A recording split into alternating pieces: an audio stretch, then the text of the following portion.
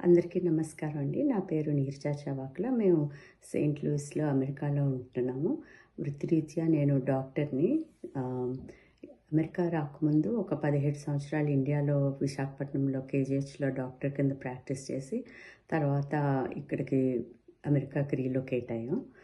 ఆహ్, యాహ్! నేను చిన్నప్పటి నుంచి యోగా చేసి మెడిటేషన్ గురించి ఆలోచించాను గానీ, అసలది ఎలా చేస్తారో, అసలు అంత కుదురుగా కూర్చోగలమా లేదా అని ఎప్పుడూ నాలో ఆలోచనలుండేవి. అడపాదడపా అలాగా యోగాతో పాటు art of living, meditation courses అలాంటివి చేశాను. బట్ అంత ఫుల్‌గా కాన్సంట్రేట్, ఫోకస్ చేయలేకపోయాను. సో, 2020లో I felt like it was my calling. Spiritual పాత్‌వేకి లో ఎంబార్క్ అయ్యాను. అప్పుడు ప్రసన్న నాకు పరిచయం ఉంది. తన ద్వారా కొన్ని మెడిటేషన్ ప్రోగ్రామ్స్ చేస్తూ చిన్నగా స్టార్ట్ చేసేదాన్ని. ఫస్ట్‌లో 20 మినిట్స్ కూర్చుంటే చాలా ఎక్కువగా అనిపించేది. రకరకాల థాట్స్ వచ్చేవి.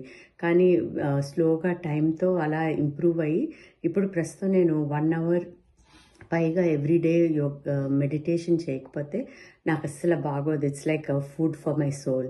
సో, ప్రభావతి అమ్మగారు అంటే ఆహ్, నాకు పరిచయం అయింది. ప్రణవాశ్రమం కాకినాడలో అమ్మ నాకు లాస్ట్ ఇయర్, దానికి ముందు ఇయర్ నుంచి ప్రసన్న వల్ల ఇంట్రడ్యూస్ అయ్యి, అమ్మ క్లాసెస్ ఆన్లైన్‌లో ఎవ్రీ సండే మెడిటేషన్స్ చేస్తుండేదాన్ని.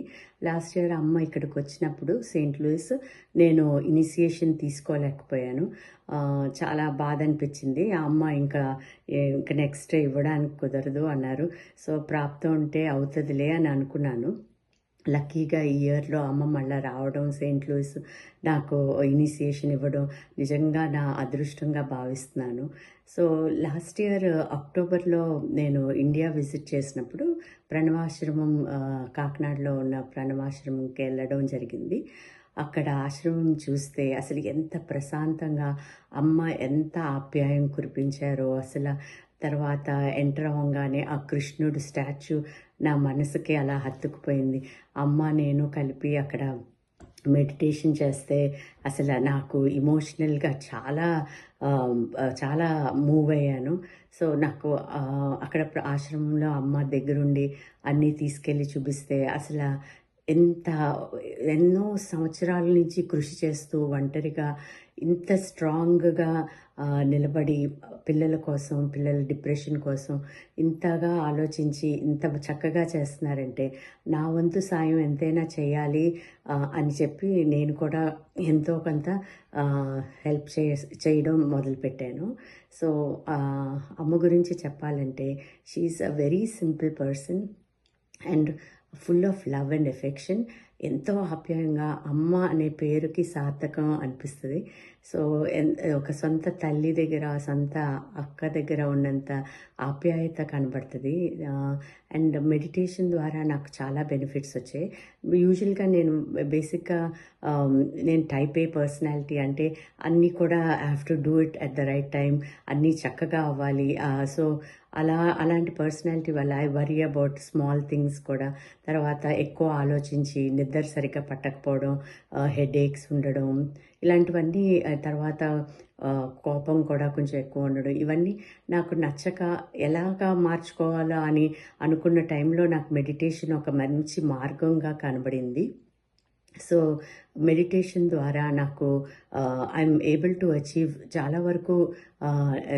నౌ నేను ఎంతో హాయిగా, ఆలోచన లేకుండా చాలా చక్కగా నిద్రపోతున్నాను ఇప్పుడు. అండ్ ఆల్సో కోపం కూడా లైక్ వచ్చిన మెడిటేషన్ ద్వారా చాలా చాలా చేంజెస్ నాలో కనబడ్డాయి. సో, అమ్మ ఇంత నిస్వార్థంగా అందరికీ ఇలాగా సేవలు అందిస్తున్నప్పుడు, మన వంతు సాయం మనం అందరం కూడా మెడిటేషన్ చేసి ఆ పాత్‌లోకెళ్తే మన world will be a different place altogether. And అందరం కూడా మంచి హెల్త్ అచీవ్ చేయొచ్చు. బోత్ ఫిజికల్‌గా, మెంటల్‌గా, ఎమోషనల్‌గా ఆహ్, మంచి హెల్త్‌తో ఉండొచ్చు. సో, అందరికీ నేను చెప్పేదేంటంటే మనం చేయాల్సిన పని మనం చేసి, అమ్మ చెప్పిన విధంగా ఆ ఓంకారం మెడిటేషన్ చేసుకుంటే ఎంతోసేపు కేటాయించక్కర్లేదు రోజు. I feel every human being should love them cells.